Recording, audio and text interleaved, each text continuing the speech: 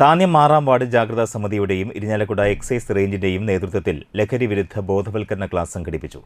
SNDP മന്ദിരം കിഴക്കുമുറി ശാഖ കാനാടിമഠം തറവാട് പരിസരത്ത് നടന്ന പരിപാടി ഗ്രാമപഞ്ചായത്ത് പ്രസിഡന്റ് ശുഭ സുരേഷ് ഉദ്ഘാടനം ചെയ്തു.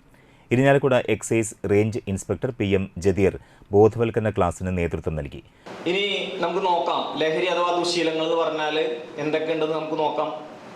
സിഗരറ്റ്, ബീഡി, മുറുക്കല്, ഈ പുകയിലൊക്കെ ഇട്ടിട്ട് ഹാൻഡ്സ് ഇവിടെ നിരോധിച്ചിട്ടുള്ളതാണ്. മദ്യം, ബിയർ, വൈൻ ഉൾപ്പെടെ, മയക്കുമരുന്നുകൾ, ഞാനത് പേരൊന്നും പറയുന്നില്ല, മെമ്പറോടെ സൂചിപ്പിച്ചു കുറച്ച് പേരൊക്കെ, ഞാൻ പറയുന്നില്ല, ഞാൻ അതെല്ലാം കൂടി കൂട്ടിച്ചേർത്ത് പറയുന്നു. മയക്കുമരുന്നുകൾ, മൊബൈൽ അഡിക്ഷൻ എന്ന് പറഞ്ഞിട്ടുണ്ടെങ്കിൽ ഷോർട്സ് കാണുന്നത് ഉൾപ്പെടെ, യൂട്യൂബ് കാണുന്നത് ഉൾപ്പെടെ, ഇൻസ്റ്റാഗ്രാം ഉൾപ്പെടെ. Community women facilitator Athira CR അധ്യക്ഷത വഹിച്ചു. പെരിങ്ങോട്ടുകര സ്കൂൾ കൗൺസിലർ രാജി KR, തൃപ്പയാർ സാമൂഹികാരോഗ്യ കേന്ദ്രം junior public health nurse Rini Davis എന്നിവർ സംസാരിച്ചു.